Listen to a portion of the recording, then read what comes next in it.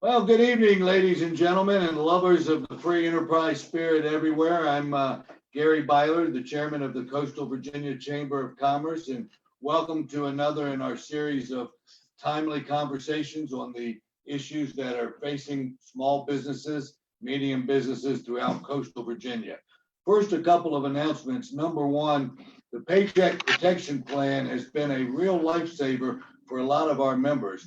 And I'm very pleased to say that virtually every member that asked to get funded has been funded. In fact, most of them were funded in the first round.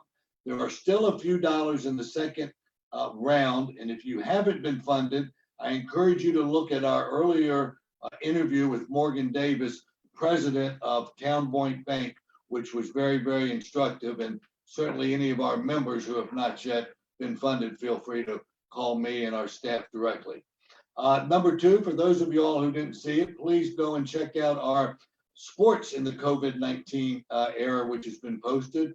The interview that I conducted with Ryan Zimmerman, I think has got some real unique information about Major League Baseball and where they stand, and more personally for our hometown hero, what Ryan is planning to do moving forward.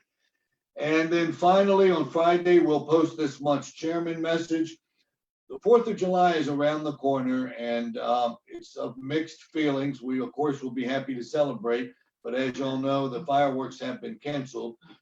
Some of you all may know that 34 of the last 35 years, my office across from Mount Trashmore has hosted an event for the fireworks. And while we will miss the barbecue and miss the cake and miss the live band, a staple of the event has been the reading of the Declaration of Independence in its entirety prompt at 8 p.m. So by popular demand, yours truly will be reading the Declaration in its entirety promptly at 8 p.m. on 4th of July. So please feel free to join us. Two new charter members this week, Lawrence Land's Law Firm and Jayhawk Exteriors, along with a number of regular memberships. So we appreciate that. Make sure we join, check out our website. Tonight, we are pleased to have a forum on the 3rd District Congressional nomination battle. For those of you who followed, you know that we had the 3rd District Congressman, Bobby Scott, on a couple of weeks back. That is still posted. I'd encourage you to read that. Congressman Scott has a long record, but as you will see from the interview, he's a little bit on the combative side, and I guess you have to do that to be surviving in Washington. Tonight, we're going to have conducting our interviews Griffin O'Hanlon, and new, I believe, partner, is that right? That's right. At Cooper Hurley, one of the super law firms here locally. And Griffin is a superstar in his capacity to rise. So y'all all check out to see how well you think you'd like him if you were on a jury on the other side. We have our three candidates. We're going to start off with John Pollock, following with George Yakas, and then finally Madison Downs to explain why they should be the nominee to run against Bobby Scott. I will tell you that the primary election is coming up, and if you wanted an absentee ballot, that deadline is imminent, I believe, on Tuesday. And the election itself, I believe, is on the 23rd. Is that correct? That is right. All right. Well, thank you for confirming that, and I will leave it to y'all's good hands. And the floor is yours. All right. Thank you, Gary. Slide on down here. Slide over here. Thank you, Gary. Hi, everybody. I'm JP Gascacci, the director of the chamber. I'll be just the sidekick here for Griffin, and he's going to take it away. Yeah. Well, John, we appreciate you coming in and speaking to voters here and explaining to them really why it is that you think that you are the person who should be taking on Bobby Scott in this general election. So if you could, why don't you tell us a little bit about why it is you're seeking office and this office in particular? Okay. A couple of years ago, I went to vote in 2018 and found that there was only one candidate on the ballot, and that was Mr. Scott. Doing some research, I found out that him and I disagree on virtually everything he's ever voted for in his 28 years of service. I looked around to see if I could find somebody who could run against Mr. Scott. And my wife and I were, planning on making some good donations. And I couldn't find anyone. Ultimately, somebody in the 3rd District Committee told me that nobody is crazy enough to run against Bobby Scott. So I decided that, well, that must be my calling, because I have always taken on things that were very difficult. So I decided to run. And John, what do you do outside of this now campaign that brings what you think is the needed level of skill, experience to, properly represent the people of the 3rd? Certainly. I'm retired now. I spent 20 years in the Marine Corps, retired as a first sergeant. Okay, I was promoted to first sergeant 17 years. Most people are well past 20 before they get to that pay grade. After that, I went into the Department of Homeland Security. But let me back up just a little bit. In the Marine Corps, I was a signals intelligence specialist. So I started out as a manual Morse intercept operator. I was a special intelligence analyst, and I was an Arabic linguist. Then I picked up first sergeant, and I went to the infantry. I learned a lot about the Middle East. I learned a lot about the military. I learned a lot about procurement. I learned a lot about writing policy. I actually wrote one policy for the Marine Corps on foreign languages when I was the foreign language chief of the Marine Corps. I retired in February of 2001. Okay, I had some back injuries from some training accidents and some vehicle accidents. So it was more of the Marine Corps telling me it's time for you to go or we're gonna make you go. So I said, okay. So my plan was to retire in North Carolina. Me and my wife and 2 children at the time, we lived just outside of Camp Lejeune, and that's where we were gonna stay. 9/11 happened. I got a phone call offering me a job in Norfolk. And a friend who I have known from years ago told me, you need to take it. He was the executive officer of the Joint Forces Intelligence Command at the time. And that's where I went to work. And they called me to be a counterterrorism analyst because I knew Arabic. And I was an analyst. Do you still speak Arabic? Very, very little. Not enough. No, I can't get the accent out anymore. But yeah, I did a lot there. I found and translated the Al Qaeda pay roster. That was huge. Yeah.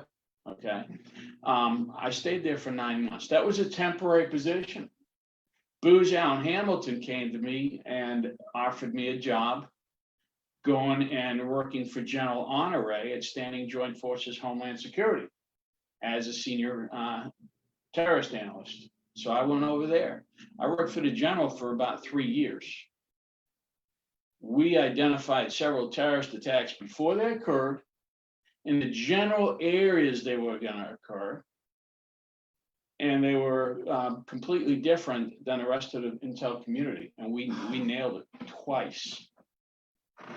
And the general asked us how we did it. We explained. And he said, put it in writing.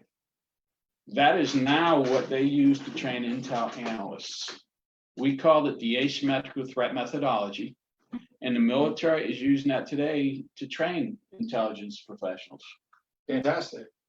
I was the J2 for General Honore for a short time as the command was getting ready to shut down for about 3 months.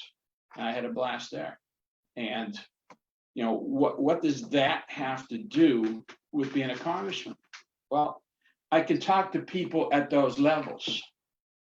I can answer questions, I can ask questions.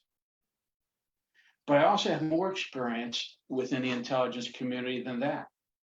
I went to work for the Coast Guard as a senior threat analyst for 6 years here in Portsmouth. During that time, I helped develop some port resiliency programs and the randomized port patrol matrix that the Coast Guard uses today. I then went up to DHS headquarters. I got a promotion. I worked for the Undersecretary of Homeland Security. had interactions with Mr. Brennan's staff quite a few times, actually almost daily, and I can talk to that separately if we want to. I was the Department of Defense expert on Yemen, and I was a human issue manager for Yemen. And what that meant is I ran a lot of the activities for the US government over there. I didn't physically go to Yemen. I was up in Washington, DC. Okay. I also spent a couple years at ICE. I ran the illicit travel unit, and there we focused on analysis of people coming into the United States or overstaying their visas, all the illegal activities. From there, I went to United States Citizenship and Immigration Services, where I developed the Syrian refugee vetting process. And we used that to identify terrorists. And we did identify a number of terrorists trying to get into the refugee program. Wow. Okay. Had political people not interfered with it, I think it would have been very good. But unfortunately, some of them mentioned the process that we went through and the tools that we used. And within hours, it became impossible to use. While we were up there, I was making a determination if I was going to move my family up to Northern Virginia, because they had been down here for a couple of years without me. I have a son with Down syndrome, and he's going to a private school. Public schools cannot accommodate him. I mean, he's very severe. We could not find a single school in Northern Virginia that could accommodate him. Really? That's hard to believe. None That's terrible. at all. He's very severe. So we decided that I'm gonna come back down here. I could have stayed there for a few more years, retired, but it was better for me to come back down here. So I came back down here as an immigration officer, working in Norfolk at the USCIS field office. Mhm. I was there for not quite a year. I was coming back from a naturalization ceremony, and somebody hit me pretty hard with their car. Oh, wow. That was the last day I could work. So I've been on disability ever since. You look good. That's right. I can manage. Yeah, I can manage. Still play golf? Oh, I can't do that. Can't do that. No, can't walk long distances. You know, there's a lot. However, I took it as this is the time that God has set for me to see if I can make a mark and help people. Yeah. And so that's what me and my wife have been doing is we've been out helping people. You know, we buy storage lockers, then we give everything away to people who need it. People can't afford stuff. Good. Well, John, let me ask, based on, it sounds like you've really had your hand in a whole different level of immigration, homeland security, Right. military service. Drawn on your experience in those, what are some of the major kind of policy initiatives that you would hope to walk in and really push forward based on your life experience on day one? Well, national security is number one, period. But I've got, my platform is really based on education, because we need to be able to rely on the next generation to ensure our country's survival. Like Ronald Reagan said, we're one generation away from losing our democracy. And I don't remember exactly how he said it, but that's in essence what Pretty he said. close. That's pretty Yeah. close, yeah. And so we need to make sure that our kids are educated properly. So the core of my platform is school choice, vocational technical training, and shipbuilding. Again, the national security piece has to come into play. And all these three wrap together. And a lot of people say, well, I'm more concerned with jobs, or some people say I'm more concerned with schools. Well, I'm concerned with all three, because we want to make sure the younger kids, K through 8 primarily, they get a good education, a good sound basis to go on to college. So they know by the time they're done in 8th grade, do I want to learn a trade, or do I want to go to college? Do I want to be a doctor? Do I want to be a lawyer? Do I want to be an accountant? Do I want to be a teacher? Or do I want to be a carpenter, an electrician, a plumber? Do I fix computers? So they need to know that by 8th grade. And then we go into vote tech. We've got about 100,000 high school students in this area, in this region. And we don't have enough seats in vote tech. What I've been able to find and count is approximately 750, maybe on the high end, 1,000 kids in Hampton Roads that are getting some type of vocational technical training. 10% should be where we're at. We should have school seats for 10% of our kids to learn the trades at a minimum, in John's opinion. Right. That's 10,000 school seats. That was a big chunk of Frank Wagner when he ran for governor a couple of years ago. One of his big things, he called them blue collar millionaires. Yes. And there's so many jobs out there that are, people are begging for pipe fitters and builders and plumbers and Well, on down the list. nationwide, we need, in the next 10 years, we need 66,000 people just in the shipbuilding trades. How do you see us getting there? What do you see that we need to be doing that we're not doing to get those jobs? Well, the first thing are vote techs. Okay. We need to make sure that every region in the United States that has a major shipyard, that has naval contracts, has at least one vote tech teaching the trades. That's the first thing. The second thing, again, is making sure the core education in K through 8 is good. Okay. And when I look at that, I particularly look in the low income areas, because they seem to be the ones that get cheated out the most. I grew up in poverty, so I know what it's like to live in poverty. And I was very fortunate to have 2 parents and a dad who just, kicked me in the rear end every time I needed it to make sure I did well in school. And I ultimately paid my own way through a private high school. Most kids don't have that opportunity, especially today. It cost me $650 a year to go to my high school. Today, it's costing families $10,000 a student.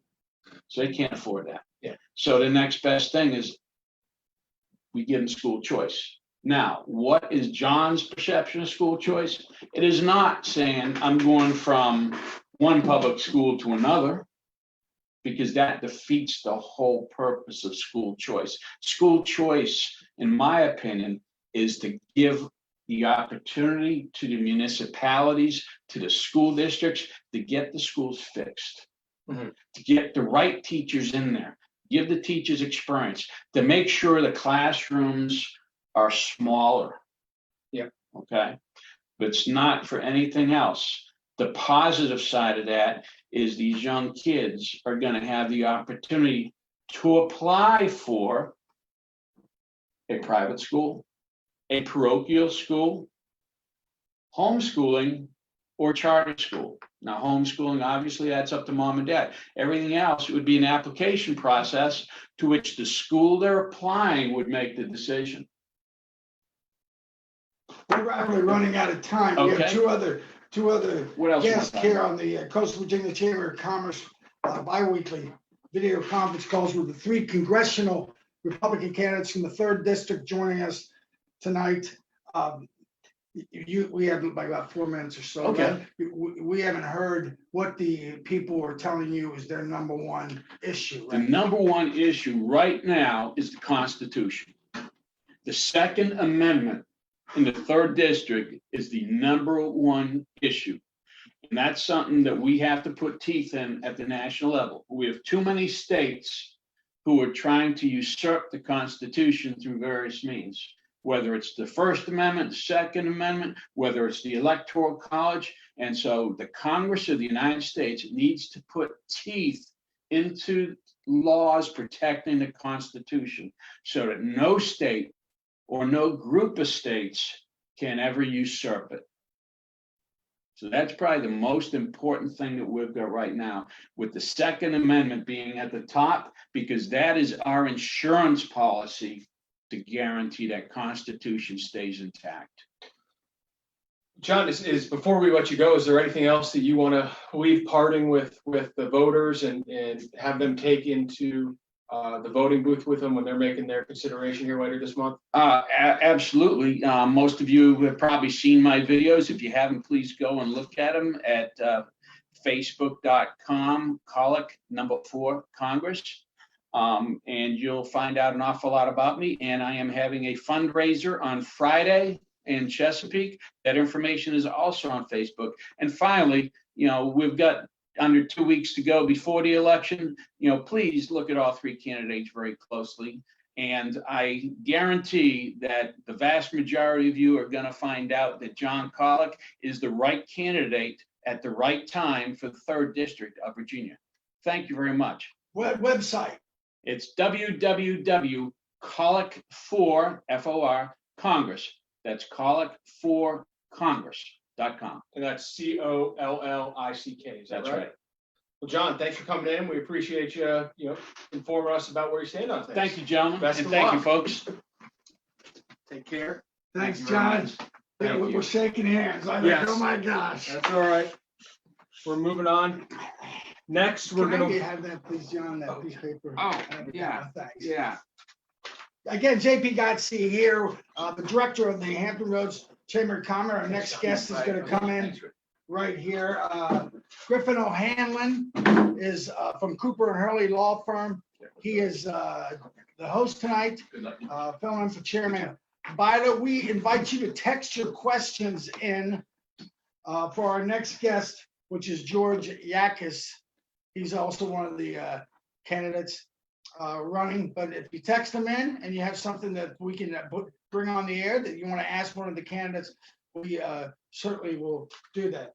Again, Mr. O'Hanlon, take it away, sir. Thanks, JP. George, thanks for coming in tonight and chatting with us and some potential voters here from the 3rd District. I've decided I want to start asking all three of you tonight the same question: is why are you running? Okay. I'm looking here at the camera. I would say Yeah, it's probably sure. the best. Sounds Okay, there we great. go. Yes, it was January. And actually it was in December. And I was there watching all the things going on in Congress and all the things as far as Russia, and fake impeachments and so forth. So I actually wrote an email to Bobby Scott and I said, please, Bobby Scott, be a statesman. This particular impeachment thing that you're doing is a sham, and we expect you to represent us. And if you don't vote against impeachment, I may run myself. Well, he voted for impeachment, and I'm running myself. Did you get a response? No, I never got any response from him. However, so that's why I did it. And then the other thing I think I realized is that what does it take to be in the House of Representatives? I'm taking a look at the squad, AOC and a group of other people, and I say, well, I've got superior qualifications in a lot of areas. I know a lot about a lot of things, both academically and militarily and professionally, as being in the federal government for 20 years, and just being here as a citizen, a regular citizen in the 3rd District. I think I could do this job. So I think I can do this job, and that's why I decided to run. Hey, George, what sort of professional experience that you mentioned and your work in the area what type of work did you do, and what do you think you could take from that to put forward as a congressman? Okay, I've got 4 areas that I like to focus on. I did 20 years in the military as a Navy pilot, flew helicopters off of aircraft carriers looking for submarines. It was exciting. I think a congressman should have served and should know what it's like before we put our young men and women of America in the battle. So I feel comfortable having that military background, retired as an 05 commander in the Navy. I think the next experience that is important was my federal experience. I did 20 years as a federal employee, 14 years in the Coast Guard. Actually, John and I used to work in the same building at the Portsmouth Federal Building for 14 years. I was an internal business consultant. So my task was to go to places like to air stations and to marine safety offices and Coast Guard cutters and try to help them improve. So actually I had a cadre of about a dozen internal business consultants, and we would go through the Coast Guard and we would make the Coast Guard better. So that was an enjoyable job for 14 years. Then I also worked at the Coast Guard Finance Center, which is located in Chesapeake, we pay all the Coast Guard's bills and, the human resources costs and so forth. So there I learned Lean Six Sigma. I was a Lean Six Sigma Master Black Belt, which deals with process improvement. So it's fun to be able to look at a typical organization and see what kind of process are you trying to do? What's the root causes? Why are you getting what you're getting? How do you get rid of waste? How do you get rid of variation? Where are the bottlenecks? So this was a very useful thing to learn. So when I finished up with the Coast Guard here in the Hampton Roads, I was a Lean Six Sigma Master Black Belt, which is They the call highest it level. black belts, That's like. right. I'm not going to kick your butt, but I will tell you, if it's a bad process, I can kick it. He got my attention, did he? There's no way. So George Yak is joining us here on the Coastal Virginia Chamber of Commerce, weekly or bi-weekly event. He's running for 3rd District Republican Chairman along with Griffin O'Hanlon. And you can text in your questions if you would like, and we'll see if we can get them on the air. Okay, so continuing on, when I finished here, I went to Washington, D.C., and I worked at the Department of Energy and the Office of Fossil Fuels. I really think we did some progress there, and I'm really glad to see that the fuel prices have come down. We're learning how to burn coal cheaper and better. And, we're getting a good balance strategy, and we're a net exporter now of energy, which was unheard of back in the 70s when we had a fuel crisis and we were at the mercy of the petro terrorists. So I think that the Department of Energy was really good. And I finished up at the Department of Energy just at the beginning of this year, going out with the National Nuclear Security Administration, doing management audits and looking at some of the facilities that take care of our nuclear weapons, nuclear proliferation, and also the Navy's nuclear propulsion programs. So I think the military experience is important. I think the federal experience is important, especially since I've learned how to understand budgets and to oversee organizations and to make them better and improve them. A third thing I think I have going for me is my academic background.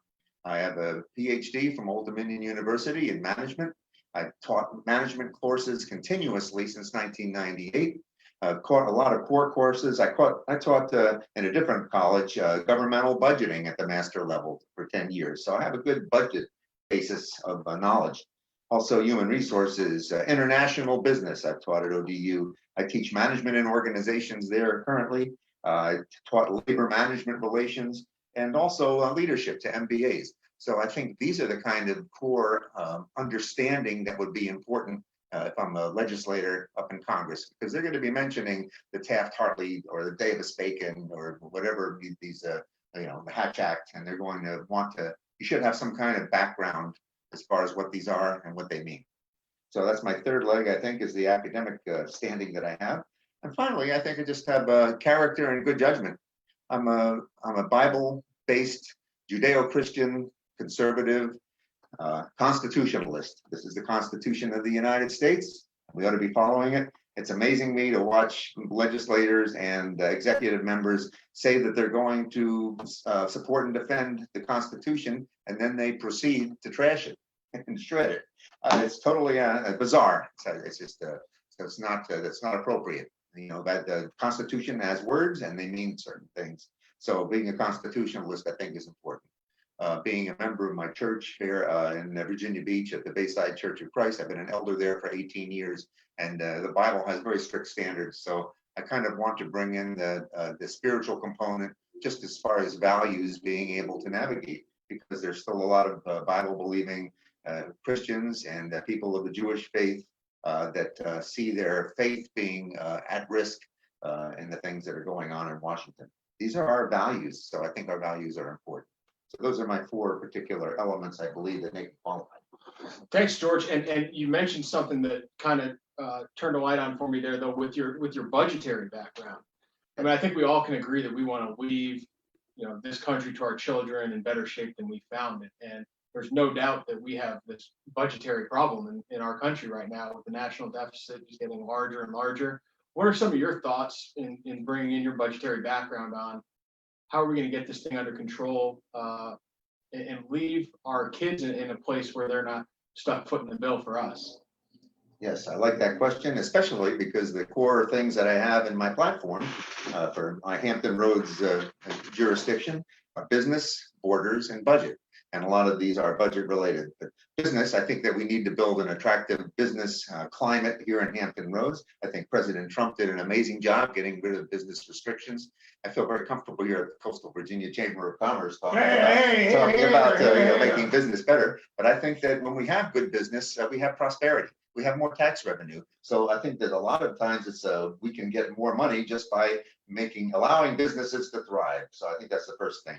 I think that you're going to find that when it gets to budget, I may end up being unpopular guy. It might be Dr. No, because we're just so used to spending money. It was interesting to see during the COVID bills and also just in the last year how we've allowed our federal deficit to go past $25 trillion. Totally unsustainable. So I think the budget, I want to see a balanced budget amendment. I want to see a across the board, start out with a 10% cut and continue to and start looking at ways to not spend so much money. We're just throwing all sorts of things in the federal budget that are not in constitutionally expressed or implied powers. So that's what I want to do with the budget. Hold on one second. I want to make sure that everybody out there listening, again, you can text in your questions here for George Yakas, who wants to be your congressman if you're in the 3rd district.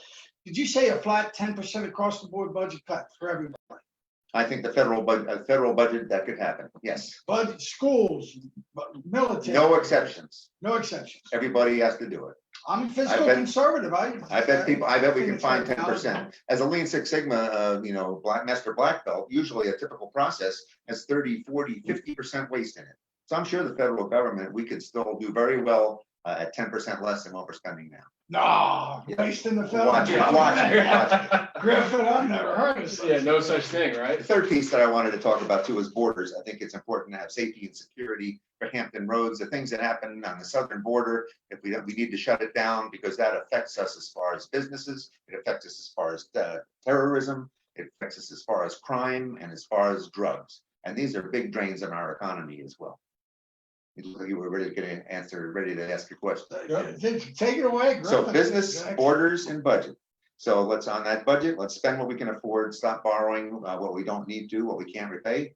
Have a constitutional amendment. The states do it very well. They're required, well, they're not doing it very well right now and they're looking for bailouts, but overall, states are required to balance their budgets, and we should be too. Because if we don't, we are going to have a national default.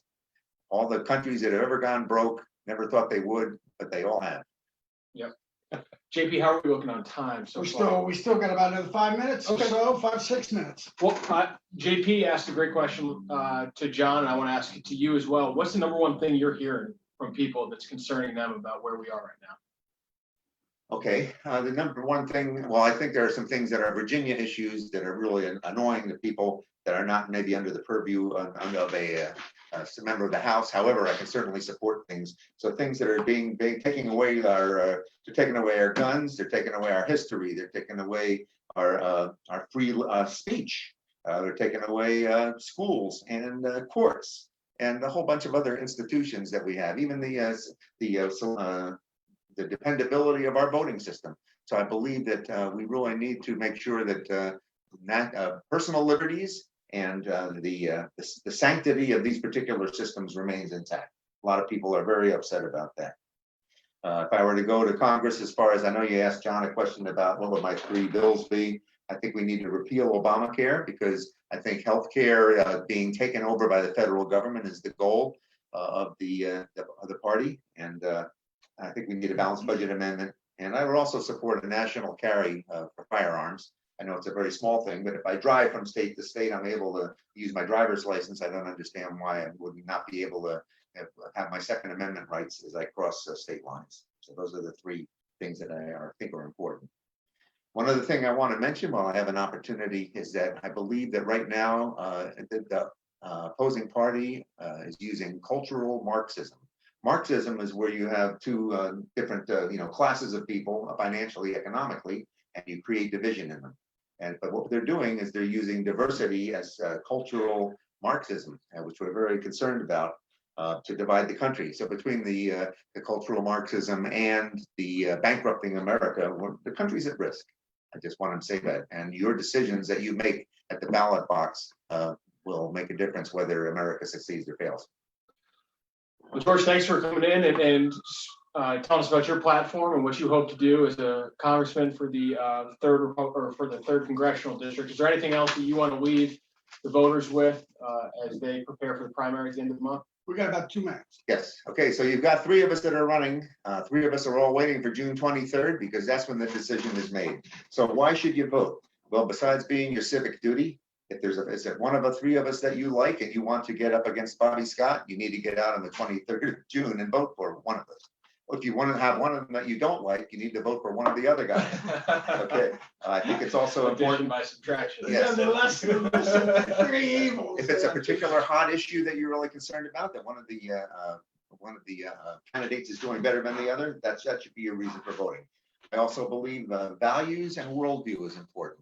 I may not be able to sponsor every piece of legislation that the people of Hampton Roads want, but you want somebody up there with integrity and that mirrors your spiritual and your character values that are important to you. You're kind of setting me up there and you're hoping that I will show good judgment and not do a funny impeachment of a president or something like that. Can I interject 1 second? We got a question in from Janet. She said, do you support background checks for guns? I think the gun control items we have are already good and in place. I think the whole question of guns is framed wrong. I think guns, as in the hands of citizens, make us safer, and we have enough gun laws. I don't want to go any farther because we have a Second Amendment that says shall not be infringed. So I'm very strong on that one. Okay, in the minute we have left, your website, your fundraisers, hit them with your best shots, as they say. So my vision is excellence in government. I think President Trump is doing an amazing job as far as being able to make promises and keep promises, and I want to work with him. So a lot of people are trying to deny that they want to support him. I want to support President Trump. I want to flip the 3rd district. I don't think Bobby Scott is such a giant. I think he's losing energy, and I think we have better ideas for the 3rd district. If you want to find my materials, you can go to yakisforcongress.com. And I have several videos there that would be interesting, and they're fairly easy to watch and they're not too long. Or you can go to vote-usa.org, and there you can actually see a side-by-side comparison of all 3 candidates. So get on the web, take a quick look at the 3 of us, and make a decision for June 23rd on which one of us should go up against Bobby Scott in November. Any fundraisers or any events you got coming up? Nothing right now. I'm just going to see what happens a week and a half from now. Keep banging on the doors. Yes, we are. Well, thanks for coming in. Thanks for coming in. Thanks a lot, George. We really You're great. appreciate it. We appreciate it. You can go around this way. Best of so luck. we'll Yeah, check come over on that. this way. Okay. Thank you for the opportunity. Of course. It was great. Nice to meet you, by the way, too. Likewise. Yeah, I'm sure you know how to get out. Yes, thank you. Right, good. This is a big time operation got going. That's right, huh? Isn't it? Griffin is from Cooper and Hurley. Why don't you tell us about your law firm? You're one of our charter members of your new Coastal Virginia Chamber of Commerce that we're way ahead of schedule, is under the leadership of Gary C. Byler. There's the things that we started just since January, a heck of a time to start a chamber, Yeah, right? no kidding, huh? Yeah, and we've already had multiple of these video conferences. Ryan Zimmerman I saw. came out. He almost announced his wife's pregnant and whether or not he's going to play ball again on here. Bobby Scott was on. Of course, the winner of the 3 gentlemen that are going to be on, and we're going to have the next one on in just a minute, Madison Downs with us here. He's the 3rd candidate for the 3rd District Republican Party, but they'll go up against Bobby Scott. Bobby Scott's video is also on our chamber website. And so There's also I saw a great discussion with Wood Seelig on there from ODU. Great, Still up there. right? Great guy. he was, Yeah. I don't even Always know him interesting once to hear. before. And Scott Miller, Virginia Wesleyan College. He and I graduated from West Virginia Wesleyan together. Yeah, the same year. Griffin O'Hanlon, again from Cooper Hurley, joins us. You just heard from the last 2 candidates. Our next candidate, certainly not the least of which, but he sounds like a nice guy. I talked to him on the phone the other day. Madison Downs couldn't be with us live, unfortunately, but it's going to come out just as well I can see his smiling face right now on the screen. And please join us, Madison, and Griffin, take it away. Thanks, JP. Madison, thanks so much for taking some time to chat with us tonight. Thanks so much for having me. I appreciate it. Oh, let me interject one more time. Madison, to your supporters or anybody that's watching, text your questions in. We'll ask Mr. Downs the things that you think are important to you as you get set to vote on the 23rd. Good reminder there, JP. Madison, as we kick things off here tonight, why don't you tell us a little bit about yourself and why it is that you're seeking office? Well, a little bit about myself. You know, it's hard for me to talk about myself.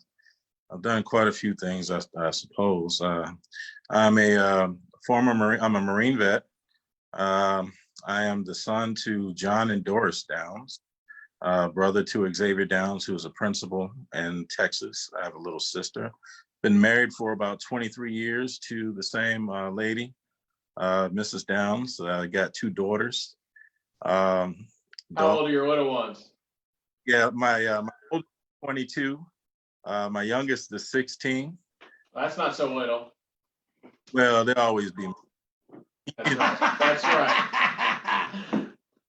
They'll always be my babies, you know. So, let's see what else. When I left the Marine Corps, I was injured in the Marine Corps, so I had to get out of there. I was medically discharged from the Marines. Still was able to go to college, play a little ball. Was pretty successful. Went all the way to the pros. Was invited to play for the Chiefs. After that short tenure, I went back into the Army. Went to Howard University School of Divinity. Worked as a chaplain officer in the Army. Was a professor of theology. I am a special education teacher now, math and science. And I also run a not-for-profit whereby I help disenfranchised people, families, their children, things of that nature. So pretty full. Let me interject for a second. The special education, the needs are these for children with special needs?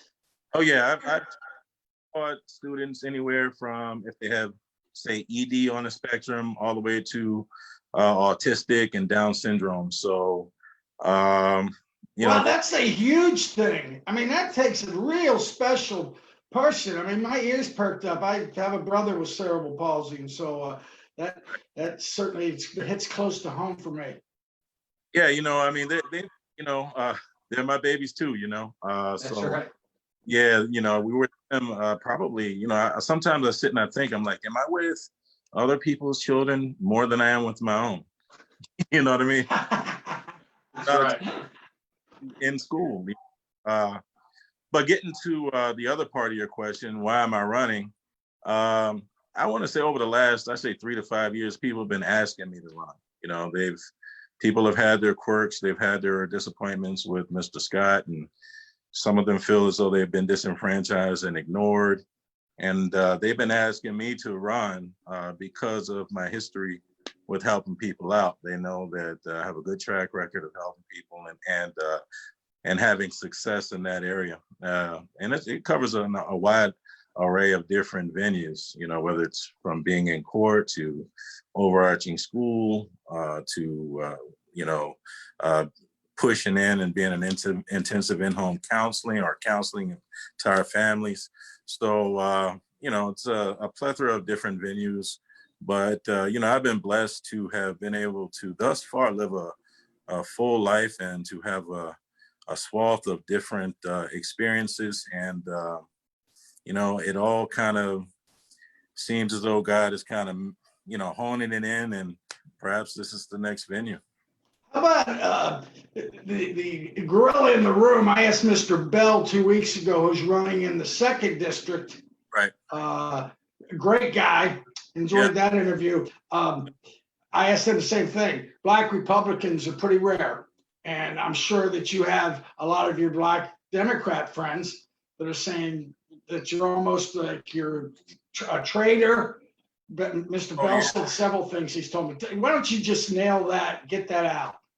Oh, yeah, I mean, listen, in our generation, sure you're not much older than I am, but it's kind of those sticks and stones may break my bones, but words will never hurt me.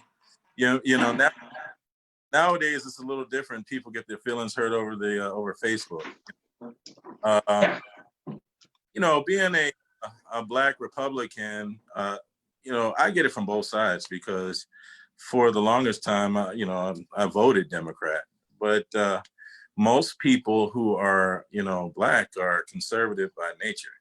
It's just that there have been certain things or certain ways in which the conservative message had been being conveyed to Black communities and Latino communities in a way that kind of comes across or can come across condescending or talking to or at, not with. And so, my Black friends, I don't really have a whole lot of problems once we really start talking about the issues. I'm a person that really, I think that once we sit down and we're able to have a dialogue and we start talking about issues, I'm pretty good at winning people over, no matter if they're Republican, Democrat, Independent, it doesn't matter. Because Madison, I think let me jump in there real quick. I think you hit it on the head. I think one of the greatest things about our country is that we support a free flow of ideas, Right. wherever they are. And I do think we've gotten away a little bit from some civility. Politics are always going to be partisan in their very nature. I mean, by definition. Yeah. But how do you think we might be able to restore a little more civility to that idea of, look, all ideas are helpful. You need to hear all different sides and then kind of work through it and figure out what your personal belief is. How do you think we could get back to a little more civility? Throughout the campaign, I've had a hashtag. It's called #reset. And quite literally, I think we need a reset. Insofar as how we're educating our youth, to the way in which we are listening and not being so quick to be reactive. Being able to think critically about ideas and to think critically and listen critically to what another is saying before jumping to conclusions. And I think honestly, because of the era that we're in where we're so tech savvy, children are growing up, and by and large, when, you and I were growing up, we were always outside playing G.I. Joe in the woods, football, whatever the case. Nowadays it's called studio GTA, Yeah. So, and I have kids that, students, just so that I can get in and develop, good relationships with families, I'll play games with them too, but it's not, it's just a different era. And we really have to consider some of the old ways of doing things. So we definitely need to do a reset in a lot of different areas, from education to parenting to putting an emphasis on families, which is the core of any community. We need to invest in our families, and I mean whole families, and whether that be from local government to federal government, whatever the case, we need to invest in our families and in our education so that we can have constituents that will grow up and, be business owners and be entrepreneurs and be able to contribute to our society and our economy in a lot better way than we're seeing now. I think that's well put, Madison. And you mentioned right there, we want our young folks to become business owners, have that entrepreneurial spirit. And we are here at Coastal VA Chamber of Commerce. What are some policy initiatives that you have in mind that could help, the local business owner, as we come through these difficult times that we're in right now and moving forward? Well, actually, there are a couple of things I've got in mind. When you talk about small businesses, I think there are something like 730 to 50,000 small businesses in Virginia. Small businesses in Virginia employ anywhere from 47 to 50% of all employees. And that is just a microcosm of the macro of what is the country. So, there are a couple of huge issues that we're confronted with today. One is obviously COVID-19 and the damage that is done to small businesses as a result, in my belief, of failed, Congress really screwed the pooch when they were coming up with this stimulus. I don't think that they had small business in mind in the manner that they should, as opposed to large business.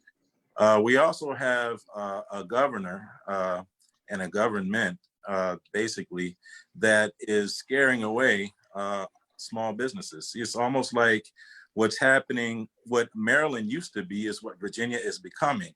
And so what we need to do is make Virginia more business friendly and more attractive to entrepreneurship. Getting past and giving a kind of a shot or a boost in the arm for the economy and helping small businesses. I really do like the Trump tax cuts and the pass on taxes. Are you familiar with that?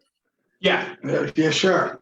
It's up for review, I think, in 2025. We need to make those tax cuts permanent, in my belief. It's 12 for a single person. I think up to $24K for a person and their partner or spouse, where they can take their your business income and transfer that over to their personal income. It just opens up the doors for more operating money. There are a couple of, several examples of how it's helped. There's an electric company basically in Newport, right here in Newport News, where an owner was able to go out and hire, I think it was like 10 to 11 new electricians and 2 property managers, was able to spend something like $500,000 on trucks, also able to invest in IRAs, Payne Trucking, all the way up in Fredericksburg, was able to invest in the financial well-being of their employees as a result of these tax cuts. I also think that there should be a payroll holiday, at least up through this year and perhaps going into next year, not only for employees, but also employers, because that's going to help everybody to, just kind of get the economy back to rolling again.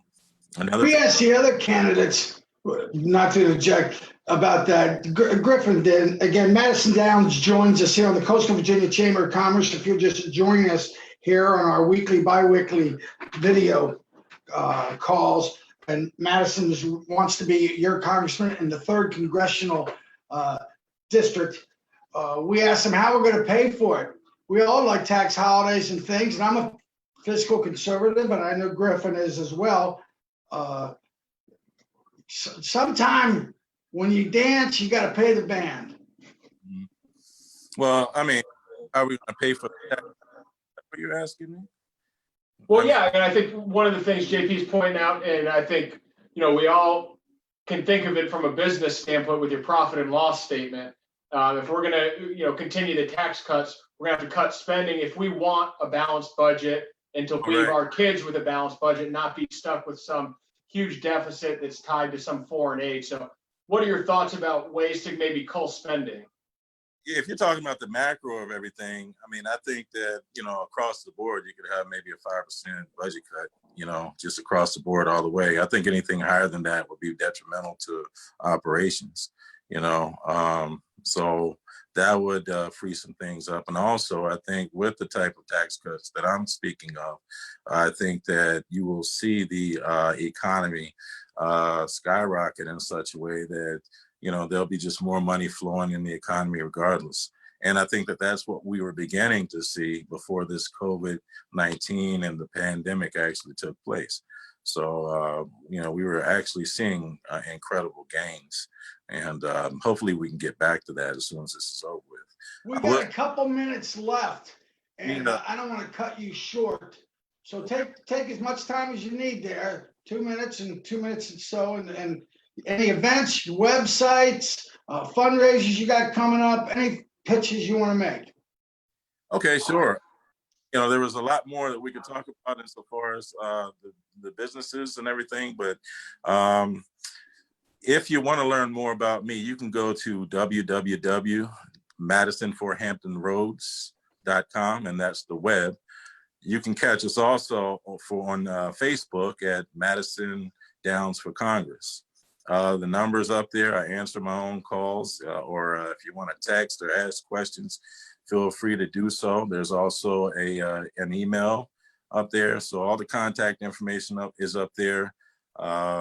You'll learn more about my platforms, the things that are important to me which basically were from the constituents, which were things that were important to them. So we're averaging anywhere from 2 to 3 events a day. Pretty busy, you know. Yes, thank you. I'd say so. We're rolling. Madison, before we let you go, what is, and I know it's tough to try to really drill it down to a tagline or something like that, but what is it that you want the voter to take into the voter booth about you on the 23rd? Well, the thing about me, basically, I would be a person who would be able to actually bridge the gap. I would be able to bridge the gap between Republican and Democrat, between Black and white and Hispanic, and I'd be able to speak to a lot of the crises that we're dealing with, because it affects different communities in different ways. You know what I mean? You've got, for example, many people in the Black community who are afraid to come out. You've got many people who are small business owners who need protection for their businesses. That's another piece. There needs to be some sort of liability protection for business owners so they can't be sued.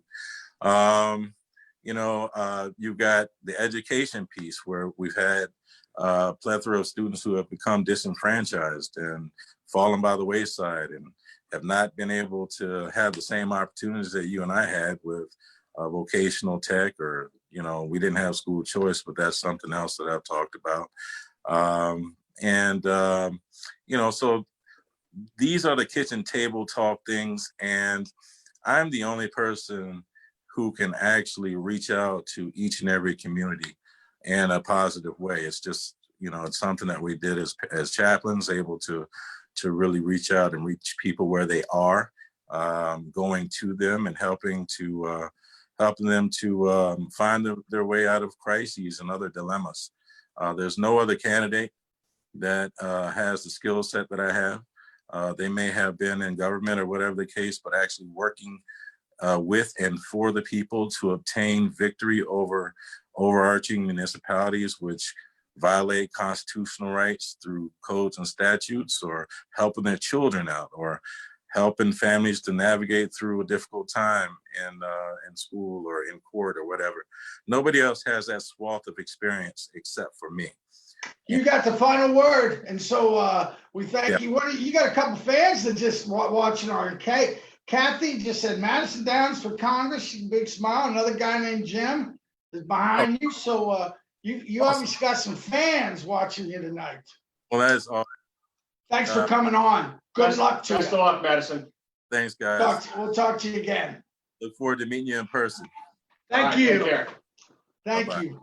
Folks, again, here in the Coastal Virginia Chamber of Commerce, that was Madison Downs. We had John Conlick on first, George Yakis, both good guys. Yep, Good definitely. views.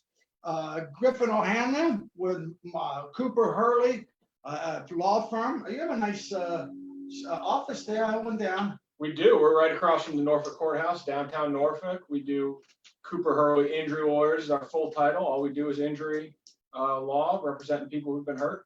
That's what we do every day. That restaurant that was downstairs, is that closed? Brick House, still open. Still open. They've been doing takeout through all this, and that's a hot spot for the lawyers and judges when they're trying to run out and grab a quick bite. I had a euro there. Yeah. When I was over to see, I met one of your marketing people. Yeah. Over there. Folks, we'll do this again in 2 weeks. 2 weeks from now, we're going to have hopefully George Allen on, former governor. He's now, I heard him on the radio this morning, my good buddy Tony McCready on WNIS, and he's on the coronavirus task force, I guess something new that just started. And so we're going to have him talk about that. We're going to invite Senator Louise Lucas. I haven't even contacted her, so I don't hope she can come. But this whole casino thing is such a hot topic. Yeah. And that affects many of you as our business partners here. And we think that'd be something very, very timely. We invite you to be a member and join our cause. We're a very vital organization. Gary Byler's doing a great job of chairing, and it's starting to snowball. Cooper Hurley, again, one of our charter members. Spectrum Printing, our printers, which, by the way, are giving out free graduation cards, posters to the Oh, that's with the fantastic. coronavirus. That's great. They're making hand sanitizer now Also, I always want to give Dick Olenek a shout out because he's been very kind to us, making our posters and things like that, as well as many of our other partners. You can go Coastal Virginia Chamber of Commerce live. Unless something major comes up, and we'll announce it on the website, Facebook. We'll have our next event on the 24th. We'll have another guest host with us. I want to thank again Griffin O'Hanlon for coming. It's fun, isn't it? It is. It's a Thanks good for having time. me. I appreciate it. Yeah. Yeah, and Max up in Richmond, our technical guy, and Yusuf here in the office in Kadisha for always doing all the stuff that I can't do as your director. Thanks again. We'll see you next week or 2 weeks from now. Join the Chamber, Coastal Virginia Chamber of Commerce. It's as low as $250 because we'll work for you. Good night.